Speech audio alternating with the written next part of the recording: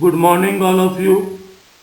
आज हम leverage ratio श्रेणी के तीसरे रेशो शोधनशीलता अनुपात अथवा सॉल्वेंसी रेशो की चर्चा करेंगे और ये जानेंगे कि किसी व्यवसायिक फर्म के लिए सॉल्वेंसी रेशो क्यों महत्वपूर्ण है और इसकी गणना किस प्रकार से की जाती है। सॉल्वेंसी रेशो व्यवसाय की दीर्घकालीन शोधन क्षमता का माप करता है। यह अनुपात कुल संपत्तियों तथा कुल दायित्वों के बीच संबंध को प्रदर्शित करता है। यहाँ पर दायित्वों में जो करंट लायबिलिटीज और नॉन करंट लायबिलिटीज इंक्लूड होंगी, इक्विटी का पार्ट यहाँ पर इंक्लूड नहीं होगा। तो यहाँ बाह्य दायित्वों से आशय समस्त दीर्घकालीन एवं अल्पकालीन दायित्वों से है। अब इनमें कौन कौन सी चीजें आती हैं, जैसे डिबेंचर्स हैं, मॉर्गेज लोन हैं, शॉर्ट टर्म प्रोविजंस हैं, शॉर्ट टर्म बोरोविंग्स हैं। ये सभी चीजें यहाँ पर कुल दायित्वों के अंतर्गत सम्मिलित होगी। सॉल्वेंसी रेशियो कुल संपत्तियों में लेनदारों द्वारा प्रदत्त भाग का माप करता है। यानी सॉल्वेंसी रेशियो यह बताता है कि हमने जो असेट्स क्रिएट की हैं, उन असेट्स को क्रिएट करने में लायबिलिटीज का कितना योगदान है। ये चीज यहां पर सॉल्वेंसी रेशियो द्वारा बताई जाती है। यह अनुपात यह बताता है कि यदि किसी समय पर फर्म को बंद कर दिया जाए या फर्म बंद हो जाए तो समस्त संपत्तियों को बेच देने पर उनसे प्राप्त राशि से हम दायित्वों को चुका पाएंगे या नहीं चुका पाएंगे, क्या वह प्राप्त धनराशि दायित्वों को चुकाने के लिए पर्याप्त रहेगी या नहीं रहेगी, इस बात की जानकारी भी सॉल्वेंसी रेशियो हमें प्रदान करता है। यदि कुल संपत्ति बाह्य दायित्वों से अधिक है तो संस्था शोधन सम्य मानी जाएगी। यानी उदाहरण के लिए हम लें कि 100 रुपए हमारी कुल संपत्ति है और बाह्य दायित्व हमारे 50 रुपए ही हैं, तो इस फर्म की यह स्थिति शोधन सम्यता की होगी। लेकिन यदि 100 रुपए की संपत्ति पर 120 रुपए बाह्य दायित्व हों तो ये शोधन सम्य फर्म नहीं होगी। यह अनुपात जितना अधिक होगा, लेनदारों की राशि उतनी ही अधिक होती चली जाएगी। संस्था के स्वामियों के लिए लाभ अर्जन की दृष्टि से इस अनुपात का ऊंचा होना उपयोगी है।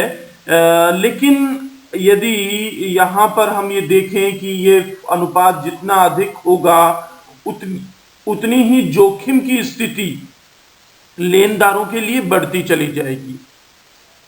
इसलिए हम सारांश तक कहें कि सॉल्वेंसी रेशियो का अधिक होना लेनदारों की दृष्टि से तो जोखिमपूर्ण है, परंतु स्वामियों की दृष्टि से उपयोगी है। अभी तक हमने देखा कि शोधनशीलता अनुपात क्या होता है और एक व्यावसायिक फर्म में इसकी उपयोगिता क्या है। अब हम शोधनशीलता अनुपात की गणना किस प्रकार से करते हैं, इसको समझने का प्रयास करते हैं। शोधनशीलता अनुपात को ज्ञात करने के लिए जिस सूत्र का हमारे द्वारा प्रयोग किया जाता है वह है total liabilities divided by total assets. अब यहाँ पर दो मदें निकल के आती हैं सॉल्वेंसी रेशियो को कैलकुलेट करने के लिए, टोटल लायबिलिटीज और टोटल असेट्स।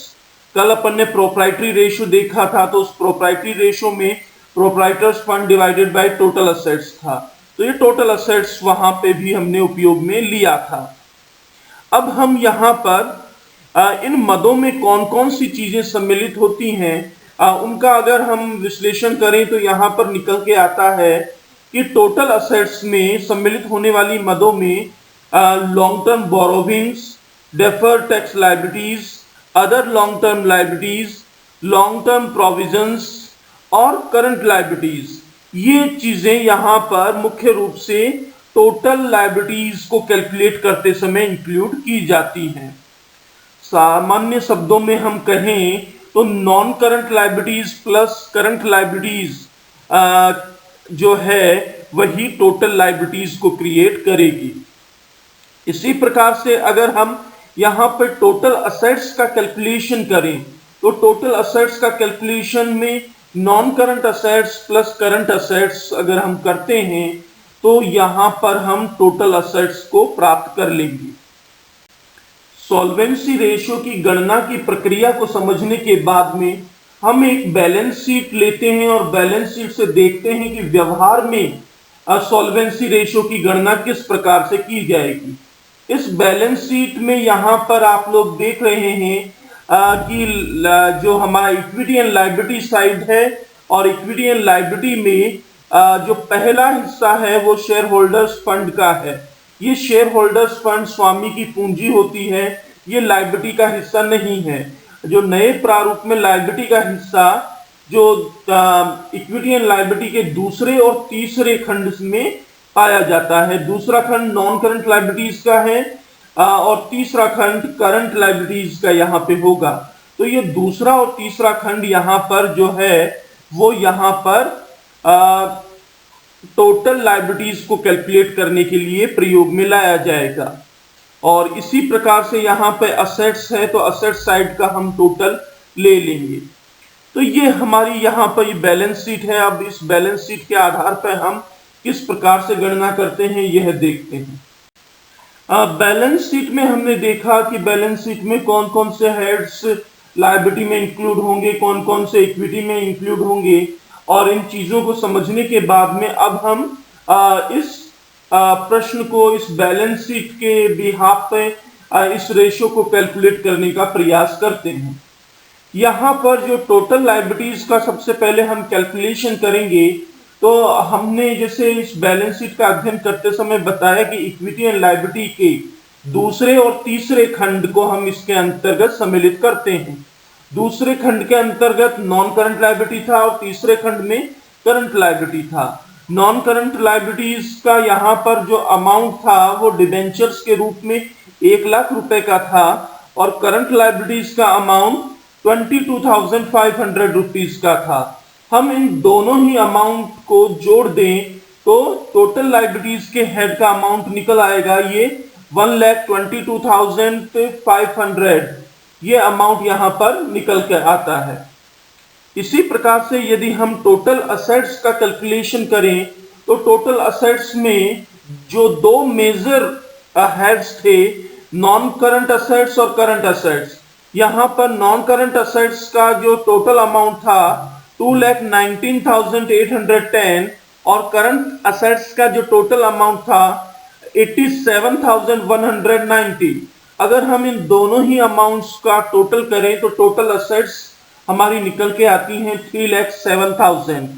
तो यहाँ पर हमने इस बैलेंस शीट के बिहाफ पे टोटल लायबिलिटीज और टोटल असेट्स का कैलकुलेशन किया और अब हम देखते हैं कि सॉल्वेंसी रेशियो किस प्रकार से निकालते हैं। सॉल्वेंसी रेशियो को ज्ञात करने के लिए जिस फॉर्मूले का प्रयोग किया जाता है वह total liabilities divided by total assets है।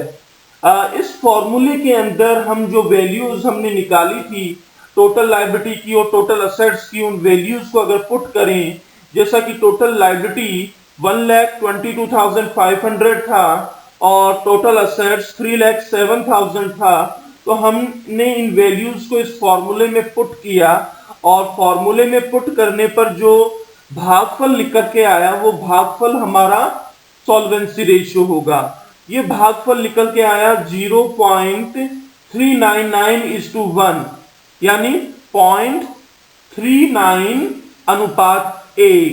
ये हमारा सॉल्वेंसी रेशियो है। 0.39:1 हमारा सॉल्वेंसी रेशियो यहां निकल के आता है। Thanks all of you. आज हमने सॉल्वेंसी रेशियो को देखा और सॉल्वेंसी रेशियो क्या होता है, सॉल्वेंसी रेशियो का एक व्यावसायिक संस्था के लिए क्या महत्व है और सॉल्वेंसी रेशियो को कैसे ज्ञात किया जाता है, ये सभी आज हमने समझा। एक बार पुनः हम देखें कि सॉल्वेंसी रेशियो को ज्ञात करने के लिए दो मदों की आवश्यकता होती है, टोटल लायबिलिटीज और टोटल असेट्स। अब यहाँ पर solvency ratio total liabilities divided by total assets हम करेंगे तो हमें सरलतापूर्वक सॉल्वेंसी रेशियो ज्ञात हो जाएगा।